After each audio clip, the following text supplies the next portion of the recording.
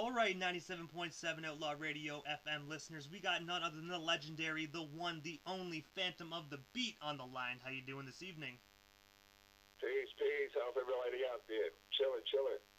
We're doing good. We're doing good. Trying to get through the coronavirus, but other than that, Canada's holding on. Everything out here is good for the most part. You know, they just started a curfew for us out in New York, so it's a little bit, irritating. But for the most part, we're staying safe, we keeping quarantined, and just working from home and doing what we got to do. That's true, man. Hopefully the curfew gets lifted soon. I really do hope that thing happens soon for you guys, because I couldn't imagine like an 8 o'clock curfew, especially being an adult.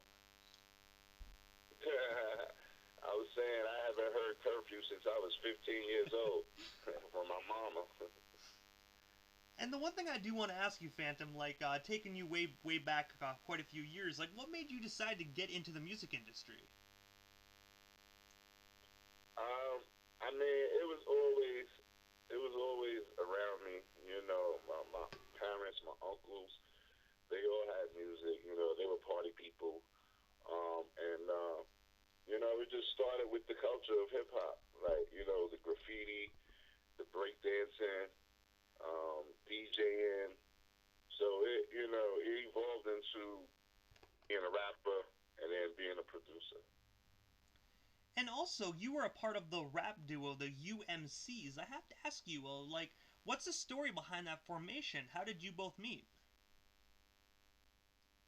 Well, I'm originally from Brooklyn, and my partner Kim is from Staten Island. So when I ended up moving out to Staten Island, we both had different sets of friends that just figured, we would be a nice match to rhyme together.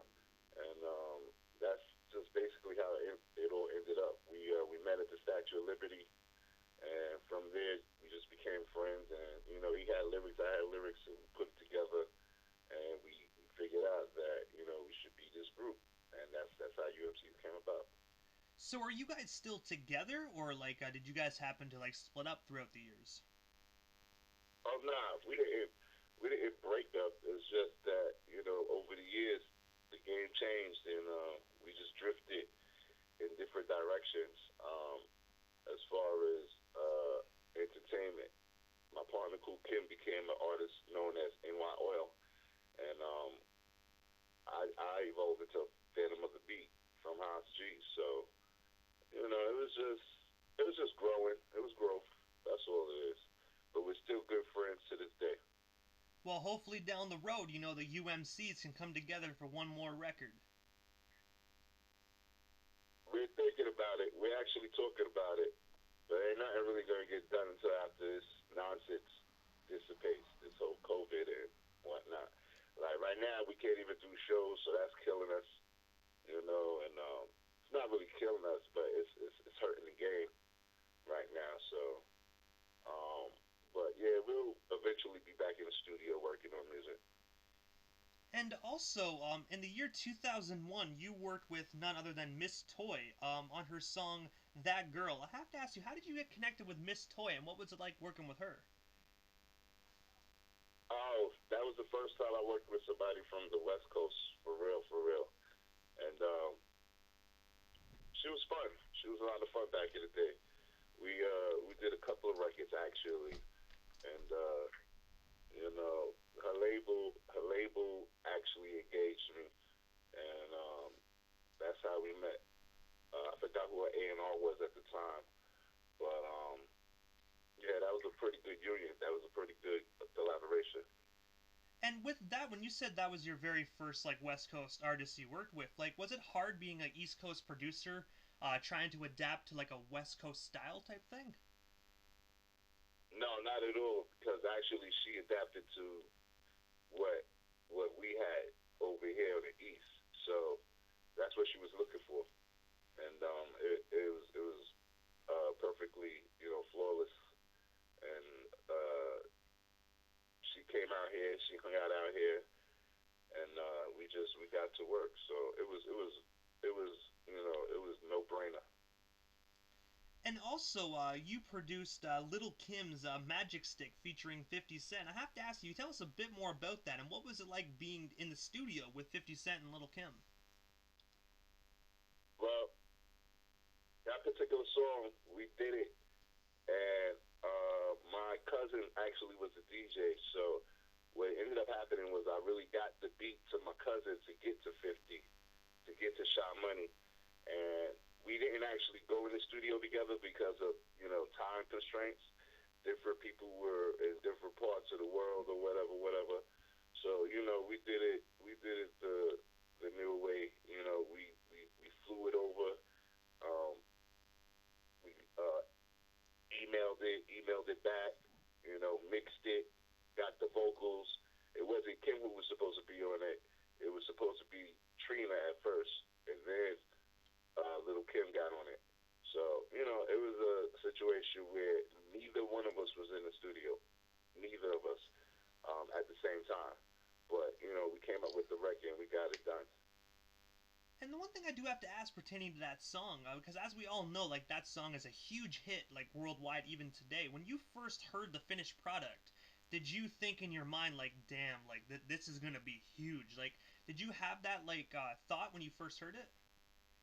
Nah, I don't think I ever had a thought for any of my records like that, just knowing it's going to be a very, very huge hit.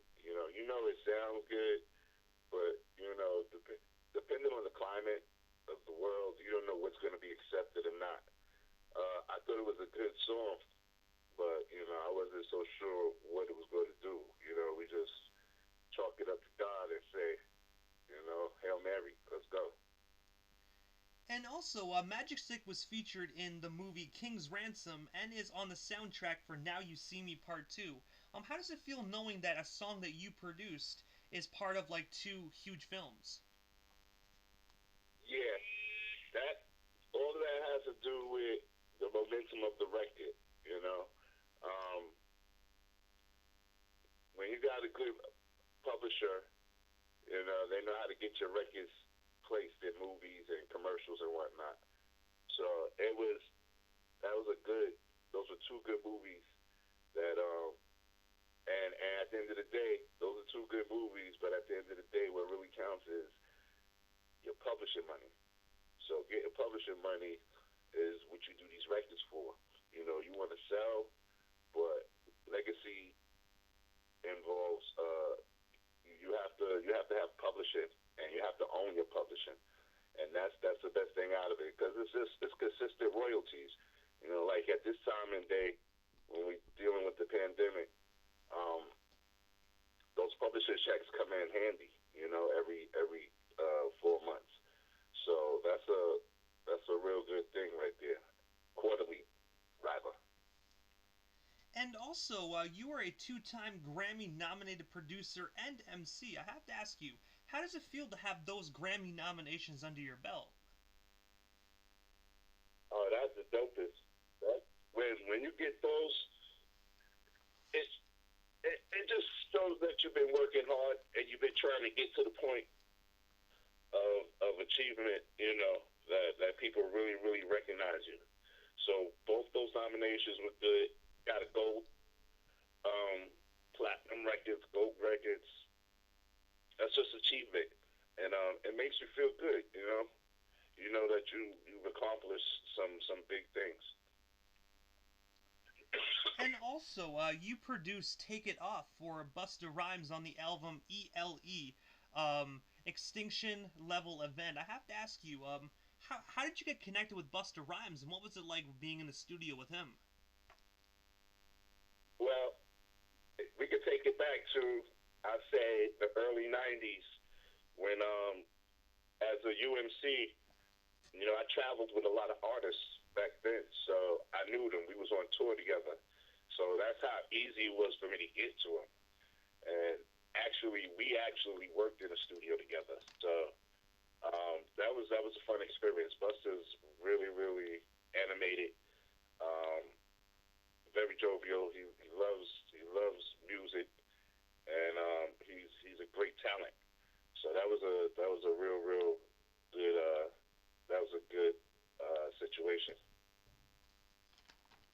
And do you think down the road you might produce for Busta Rhymes again, or was that just like kind of like a one-time situation for you? Do I ever think I'll produce for him again? I mean, we don't know. It depends on what paths we cross. We haven't crossed each other's path in a long time, and I haven't been running out there really, really soliciting so hard. So it just depends on. There's nothing wrong with it. It was a good union, so I can't see it not happening. It could definitely happen. And you are also on RIAA Double Platinum Gold Certified Producer. I have to ask you, how does it feel just to have those platinum and gold records up on your wall? Oh, that's crazy. That's that's part of the perks that come with the game. Just looking at it, observing it, knowing that you accomplished some good things. It's yeah, it's a good feeling. It's a great feeling. Not to mention that it'll be passed down to my kids, later in the future. Um, but yeah, those are trophies that we hold on to, and we it shows forth what we did. And if you don't mind me asking, like, what projects did you work on that actually went platinum and gold? Uh, Ghostface Project, Apollo Kids with gold. Buster's Project did platinum, and 50 Little Kim. And you know what? I can the amount of projects that you actually produced. I would not count out the fact that you're gonna have more platinum plaques on your wall for sure. Um, nah, not everything goes platinum. Some things are just just out there, and they're good sounding, but it depends on who buys, and what the climate is of the audience at the time. So nah, not too many. Just enough for right now. But that's not gonna stay the same. Things are gonna change again, and I got a whole bunch of new records getting ready to come out and start moving around and shake it. So we'll see what these do. And also in 2017, so a few years ago, you were a guest judge on the Master of the Machines. Can you tell us a bit more about the Master of the Machines and what was that experience like? Oh man, you got me. That was I did so many interviews and shows. I can't even recall that one. You gotta help me out with that one. I believe it's the Master of the Machines. I believe is like a TV show. Say it again. I believe it is a TV show. I noticed that on your IMDb there when I was doing my research for the interview. Okay, so it was a TV show. TV show, yes. Um, I don't quite recall that one. I'm sorry, I just don't. That's a hard one for me. My apologies. IMDb, I noticed some things are not. A lot of things aren't fully true on there. That's why I just like asking the individual that comes on the radio station because I noticed IMDb can really give you some low blows. But also, Hello? sorry about that. Yeah, go ahead. I'm sorry. Oh, I was just saying that IMDb sometimes can really give you some low blows, and they put stuff on there that isn't true and whatnot. But I do want to say thank you for clearing that up for everybody that does notice that up on the website. Not a problem. Yeah, some things get misconstrued, and you never know, typos, or people putting it in and they put it in the wrong place at the wrong time. And earlier this year, you were also featured on Mike Hand's song "Take 'Em to Church." I have to ask you, how did you get connected with Hands, and what was it like working with him? Hands is a partner of mine. Me and Mike Hands, we've been working together for years. We had a studio together.